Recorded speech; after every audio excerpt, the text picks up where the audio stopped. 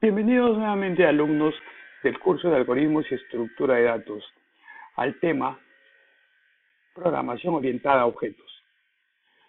Continuando con este tema, ya vimos que la programación orientada a objetos trata de la representación de elementos de la vida real, ya sea un carro, un celular, una computadora, o también elementos definidos, es decir, como fuera una fórmula matemática, una cuenta de ahorros, etcétera.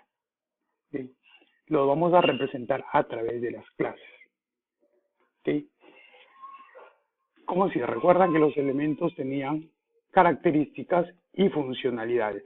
Bien, en las clases estas características y funcionalidades van a ser atributos y métodos que van a formar la clase.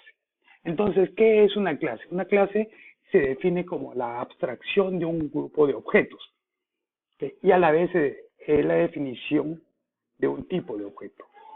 Es decir, es el modelo, ¿okay?, que nosotros tenemos de los objetos reales para construir en nuestros programas varios objetos de ese tipo. ¿Okay? Lo más parecido del mundo real es los modelos, los moldes que se utilizan para hacer tortas o piezas mecánicas de diferentes índoles, ¿cierto? Bien, entonces, ¿cómo es que se construyen estas clases? Tomamos, por ejemplo, el auto, ¿ok? Tenemos varios autos, ¿no? Ahí ponemos, por ejemplo, el auto de Luis, mi auto, el auto de Laura, etcétera. Entonces, estos autos van a tener características como que el color, la velocidad, ruedas. En el modelo orientado a objetos se le conocen como atributos, ¿okay? Y las funcionalidades, como son arrancar, acelerar, frenar, retroceder, vendrían a ser los métodos, ¿okay? Entonces las características van a ser representadas por los atributos, que van a ser variables, y los métodos, que representan las funcionalidades, vienen a ser representados por lo que hemos conocido hasta el momento como funciones o procedimientos. Esto es como se conoce en la programación secuencial. Aquí se van a llamar métodos. Entonces los métodos van a realizar determinadas tareas, mientras las características guardan un valor o estado, como se le conoce en la programación orientada a objetos. Bien, entonces, ¿qué es un objeto? En programación se le conoce a un objeto como una instancia de la clase, que ya tiene características particulares. ¿Okay? Bien, si nosotros ya tenemos nuestra clase, que es el modelo, cuando a esta clase le invoquemos, ¿no?, y generemos un objeto, eso se le conoce una instancia. ¿Okay? A esa instancia nosotros le vamos a dar valores. ¿Se acuerdan que definimos que, por ejemplo, en el caso del auto, tenía color, ¿no es cierto? ¿Qué más tenía? Velocidad y ruedas, ¿no es cierto?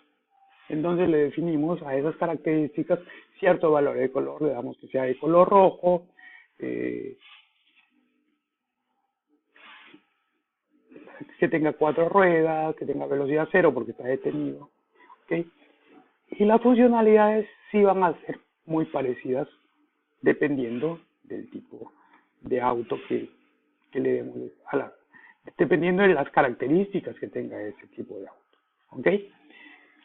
Entonces así nosotros de una sola clase, que vendría a ser representar este auto sin color, ¿ok?, nosotros podremos generar objetos muy parecidos, pero con características distintas, establecidas. Recuerden que aquí las características están sin valor y en el objeto ya tienen esas características sus valores determinados. ¿Okay? Entonces definimos, primero la clase va a ser el modelo. Entonces construimos nuestro modelo y en base a ese modelo nosotros podemos generar instancias a las cuales se va a llamar objetos. ¿Okay? Eso es lo que sería un objeto en programación. Una cosa es el objeto en la vida real al cual vamos a analizar y vamos a obtener sus características y luego esa clase va a generar los objetos ya en la programación. Bien, viendo ya en la programación vamos a ver que la sintaxis del NetBeans es como sigue, ¿no? Siempre, recordamos que siempre decíamos que en Java todo es un objeto, ¿no? Entonces, las clases van identificadas por este identificador de clases que es class, ¿cierto? Cada vez que vean un class, significa que eso es una clase, ¿ok? El nombre de la clase y entre llaves va a estar todo el código de la clase. Ahí vamos a definir sus atributos y sus características, que lo vamos a ver más adelante en un video tutorial, ¿ok? Y delante de la palabra class va a ir un identificador o modificador, así se le conoce, de acceso. El primero que vamos a utilizar va a ser este público. Quiere decir que todos van a tener acceso. Ya vamos a ver más adelante cuántos tipos de modificadores podemos utilizar. ¿Okay? Bien, entonces aquí definiríamos todo nuestro modelo. Pero ese modelo nosotros lo tenemos que poder utilizar. ¿Okay? Y eso es lo que se le conoce como generar el objeto. En este ejemplo, estamos generando el objeto taxi, ¿no? Con la clase automóvil. ¿Okay? De esta manera es la sintaxis para generar el objeto.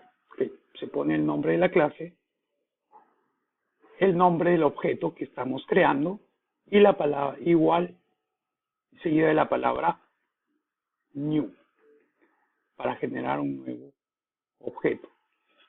Y luego se va a llamar al constructor por defecto, que siempre se va a llamar el mismo nombre de la clase seguido de los paréntesis. ¿Okay? Y así nosotros podemos generar otro objeto que se llame carro 1 de la misma clase. De esa manera nosotros podemos generar tantos como los necesitemos, ¿no? De la misma clase. ¿Okay? De la misma forma vamos a ver cómo llamamos a sus atributos y a sus métodos en el siguiente video tutorial.